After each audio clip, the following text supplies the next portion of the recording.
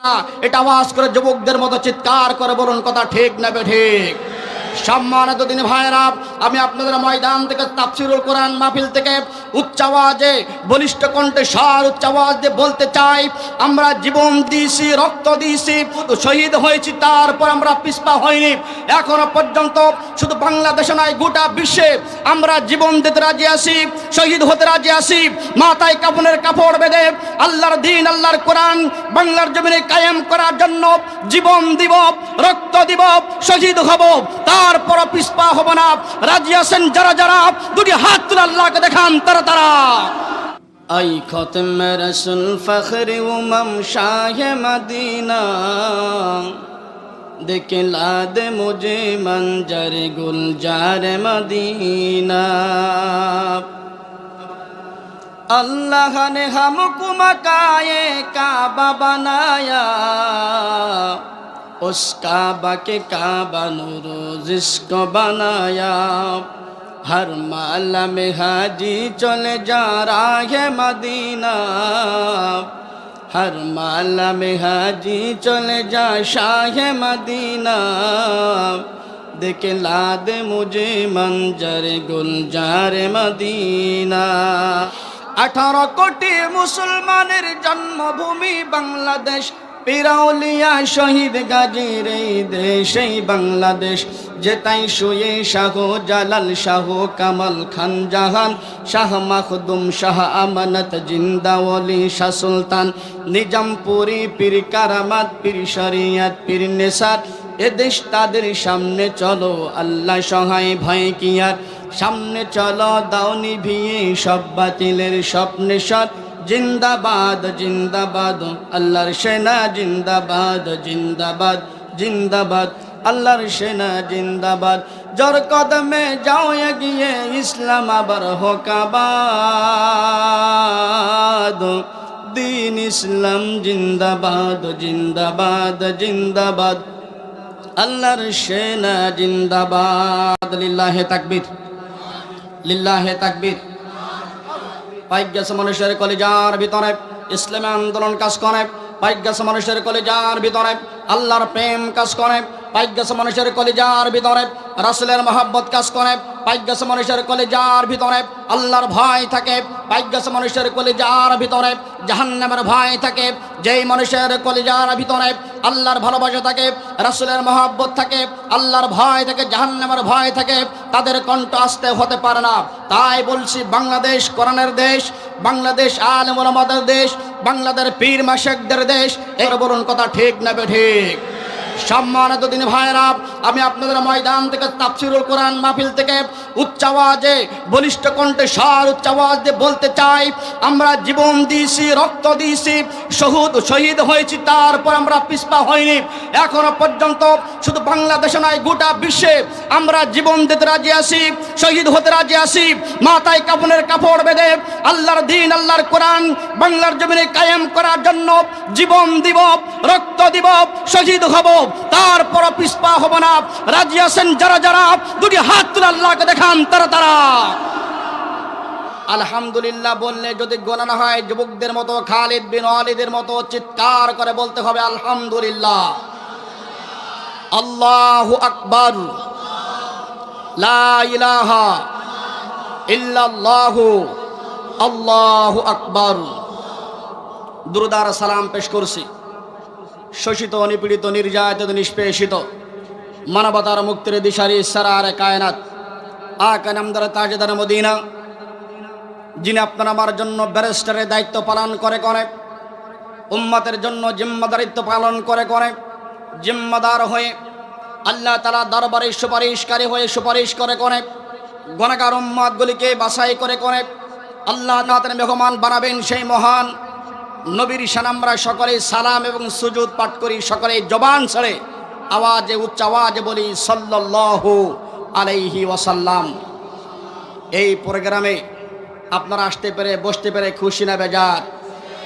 আপনারা সকলেই যদি খুশি হন, একজন ব্যক্তি কিন্তু অখুশি, বেজার আছে। বলুন তো তানার নাম কি? এটা আওয়াজকে বলুন, তানার নাম কি? أعوذ بالله من الشيطان الرجيم بسم الله الرحمن الرحيم يا أيها الرسول بلغ ما أنزل إليك من ربك وإن لم تفعل فما بلغت رسالته والله يعصمك من الناس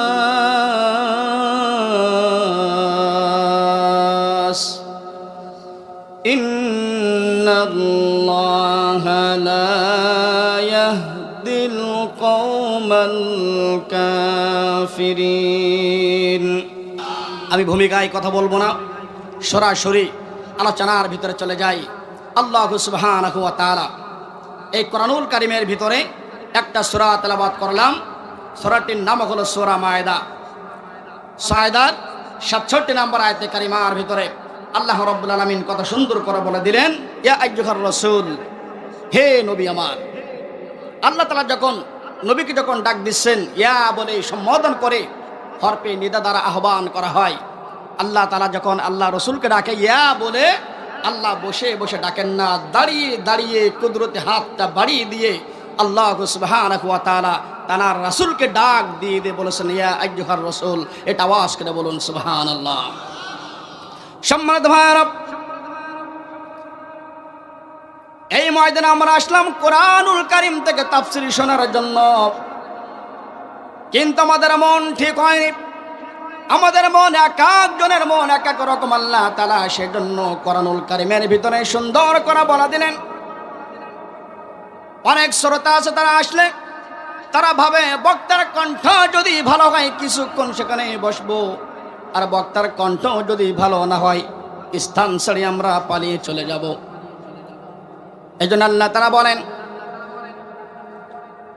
আল্লাহ সুবহানাহু ওয়া তাআলা সূরা নামের ৭৯ নম্বর আয়াতে কারিমার ভিতরে আল্লাহ তাআলা সুন্দর করে বলেন, ইন্নী ওয়াজ্জাহতু ওয়াজহিয়া লিল্লাযী ফাতারাস সামাওয়াতি ওয়াল আরদা হানিফা ওয়া মা আনা মিনাল মুশরিকিন। এটা আওয়াজ করে যুবকদের মতো চিৎকার করে বলুন আল্লাহু আকবার।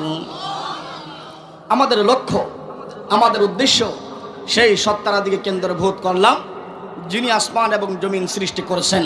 আপনাকে আওয়াজ করে বলুন, আসমান এবং জমিন তিনি সৃষ্টি করেছেন, তানার নাম কি? এটা আওয়াজ করে বলুন, তানার নাম কি? আল্লাহর নাম নিতে কি কোনো দ্বিধা আছে নাকি? কোনো সংশয় আছে নাকি? কোনো ভয় আছে নাকি? এক সময় হয়তো আমরা ভয় পেতাম, এখন বর্তমানে আমরা আর ভয় করি না। বলেন ঠিক না ঠিক? এক সময় আমরা কোরআনের কথা বলার জন্য কত বাধাগ্রস্ত হয়েছি। আমরা বাড়িতে ছিলাম না, ঘরে ছিলাম না, বাড়িতে আসার পরে দেখিস আমাদের নামে মামলা ঢুকে গেছে, আমাদের নামে থানা থেকে নোটিশ দেওয়া হয়েছে। কিন্তু বর্তমান সময়ে মানুষ জীবন দিতে ভালোবাসে, কোরআনের জন্য জীবন দিবে, কোরআনের জন্য শহীদ হবে, মাথায় কাপড়ের কাপড় বেঁধে কোরআনের রাস কায়েম করার জন্য জীবন দিয়ে শাহাদাত বরণ করবে, কিন্তু ভয় করে কথা বলবে না। কথা বলেন ঠিক না ঠিক? সুতরাং আল্লাহ তাআলা কোরআনুল কারীমের ভিতরে বলছেন, সূরা আনামের ১৬২ নম্বর আয়াত আল্লাহ তাআলা বলছেন, চলুন সামনের দিকে চলে যাই। আল্লাহ সুবহানাহু ওয়া তাআলা বলেন, সূরা আনামের ১৬২ নম্বর আয়াতে কারিমার ভিতরে আল্লাহ তাআলা বলেন, কুল ইন্না সলাতি ওয়া নুসুকি ওয়া মাহইয়ায়া ওয়া মামাতি লিল্লাহি রাব্বিল আলামিন।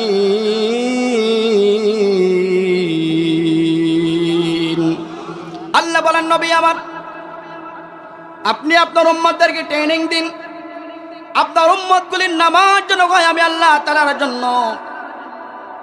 আপনার উম্মত যখন নামাজ আদায় করবে, মসজিদের সভাপতিকে খুশি করার জন্য নামাজ পড়বে না, গ্রামের পাড়ার মারল মতাব্বার যারা তাদের খুশি করার জন্য নামাজ পড়বে না, একমাত্র কেবলমাত্র আল্লাহ তাআলাকে খুশি করার জন্য নামাজ আদায় করবে। আল্লাহ তাআলা বলেন কুল ইন্না সলাতি ওয়া নুসুকি, এবং কুরবানি করবে আমি আল্লাহ তাআলাকে খুশি করার জন্য। আল্লাহ তাআলাকে খুশি করার জন্য যখন কুরবানি করবি, ওই কুরবানি পশুর গলায় ছুরি ডাবানোর পরে একটি ফোঁটা রক্ত জমিয়ে পড়ার আগে আল্লাহ সুবহানাহু ওয়া তাআলা ওই বান্দার জীবনের গুনাহগুলি মাফ করে দিবেন। আওয়াজ করে বলুন সুবহানাল্লাহ। আল্লাহ বলেন নবী আমার, আপনি আপনার উম্মতদেরকে ট্রেনিং দিন, আপনার উম্মতগুলির নামাজ যেন হয় আমি আল্লাহ তাআলার জন্য, আপনার উম্মতগুলির কুরবানি যেন হয় আমি আল্লাহ তাআলার জন্য। রাত জেগের কুরবানি, সময়ের কুরবানি, দান সৎকার কুরবানি, যে কুরবানি করুক না কেন সব কুরবানি যেন হয় আমি আল্লাহ তাআলার জন্য। এটা আওয়াজ করে যুবকদের মতো চিৎকার করে বলুন সুবহানাল্লাহ। কোরআনের ময়দানে আসলাম, একটা আওয়াজ করে বলুন তো, তাহলে আইন মানবো কার? কি আল্লাহর আইন মানতে কি কোনো দ্বিধা আছে নাকি? দ্বিধা আছে? আমি যদি আপনাদের কাছে একটা আইন ছুড়ে দেই, আপনারা কি মানবেন? মানবেন? আপনারা মানবেন? কোরআনের আইনকে মানতে রাজি আছেন? যে রাজি আছেন কারা কারা দুটো হাত তুলে একটু দেখান তো। লিল্লাহে তাকবীর, লিল্লাহে তাকবীর, লিল্লাহে তাকবীর। আল্লাহ সুবহানাহু ওয়া তাআলা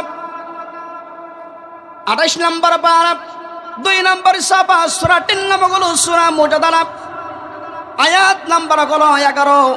আল্লাহ তাআলা বলেন ইয়া আইয়ুহাল্লাযীনা আমানু ইযা ক্বিলা লাকুম তাফাসসাহু ফিল মাজালিসি।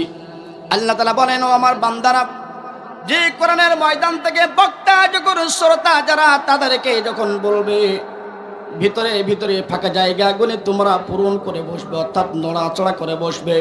এই ফাঁকা জায়গা যখন কোনো ব্যক্তি ফাঁকা জায়গা ছেড়ে দিয়ে নিজের জায়গা ছেড়ে দিয়ে ফাঁকা জায়গাগুলি নড়াচড়া করে যখন পূরণ করে নেয়, আল্লাহ সুবহানাহু ওয়া তাআলা বলেন কিয়ামতের ময়দানে আমি আল্লাহ সুবহানাহু ওয়া তাআলা তাদের জায়গাকে আমি আল্লাহ তাআলা প্রশস্ত করে দিব। এটা আওয়াজ করে যুবকদের মতো চিৎকার করে বলুন সুবহানাল্লাহ। আল্লাহর আইন মানার জন্য বলেছেন। আমি আপনাদের কাছে একটু অনুরোধ করে বলতে চাই, আপনারা সকালে একটু সামনে এগিয়ে আসতে হবে। ওয়াদা করেছেন যে হাত উঁচু করে ওয়াদা করেছেন আল্লাহর আইন মানবেন। যদি আপনারা ইঞ্চি পরিমাণ নড়াচড়া না করেন, আল্লাহর আইন কিন্তু অমান্য হয়ে যাবে, মানবেন না।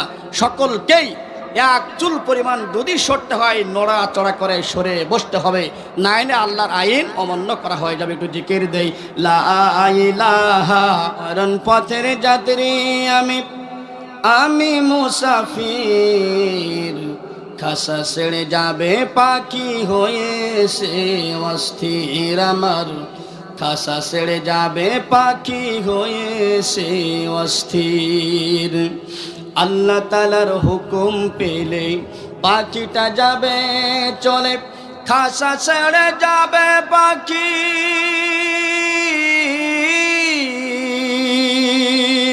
কিছুই না বলে নীরব দেহ থাকবে পড়ে, নীরব দেহ থাকবে পড়ে হয়ে যায় স্থির, খাসা ছেড়ে যাবে পাখি হয়েছে অস্থির আমার, খাসা ছেড়ে যাবে পাখি হয়েছে অস্থির। এটা আওয়াজ করে বলুন মারহাবা। সম্মানিত ভাইয়েরা, আলোচনার ভিতরে প্রবেশ করলাম। আল্লাহ সুবহানাহু ওয়া তাআলা কুরআনুল কারীমের ভিতরে সূরা মায়দা 67 নম্বর আয়াতে কারিমার ভিতরে আল্লাহ তাআলা বলেন ইয়া আইয়ুহার রাসূল, হে নবী আমার, বাল্লিগ মা উনজিলা ইলাইকা মির রাব্বিক, বাল্লিগু ইবাল্লিগু তাবলীগান ফাওয়া মুবাল্লিগুন। আল্লাহ তাআলা বলেছেন নবী আমার, তোমার উপরে যে কিতাব নাজিল করা হয়েছে ওই কিতাব আপনি বেশি বেশি প্রচার করেন। রাসূল নবী সাল্লাল্লাহু আলাইহি ওয়াসাল্লাম সাহাবায়ে কিরামদের মাঝে বাড়িতে আসলেন, আসার পরে বললেন সাহাবীরা, আল্লাহ সুবহানাহু ওয়া তাআলা একটা জেনারেল আয়াত নাজিল করে জানিয়ে দিয়েছেন, আল্লাহ তাআলা কোরআন প্রচার করার জন্য বলেছেন। সাহাবীদের ভিতরে বন্ধু বলে পরিচিত যে সাহাবী হযরত আবু বকর সিদ্দিক রাদিয়াল্লাহু তাআলা আনহু, তিনি বলতে লাগলেন, ইয়া রাসূলুল্লাহ, আপনি তো কোরআন প্রচার করেন, আবার বেশি বেশি কোরআন প্রচার করতে হবে, এর কারণটা বুঝলাম না। একটু ব্যাখ্যা করে বুঝিয়ে যদি বলতেন বুঝতে পারতাম। রাসূল আরবি সাল্লাল্লাহু আলাইহি সাল্লাম বলেন, সাহাবীরা শোনো, আল্লাহ তাআলার কোরআন আমি প্রচার করে রাতের আধারে গরিব মানুষগুলির মাঝে গোপনে গোপনে কোরআন প্রচার করি। আল্লাহ তাআলা বলেছেন, আর গরিব মানুষগুলির মাঝে নয়, বাছাই করে গরিবদের মাঝে নয়, রাতের আধারে নয়, প্রকাশ্যে ময়দানে আল্লাহ তাআলার কোরআন প্রচার করতে হবে। কাউকে ভয় করলে চলবে না। কপালে যা আছে তাই নিয়ে কোরআন প্রচারের জন্য ময়দানে বের হতে হবে। একমাত্র আল্লাহ তাআলাকে ভয় করে চলতে হবে। দুনিয়ায় কোনো ব্যক্তির ভয় করলে চলবে না। এটা আওয়াজ করে যুবকদের মতো চিৎকার করে বলা যাবে না, আল্লাহু আকবার।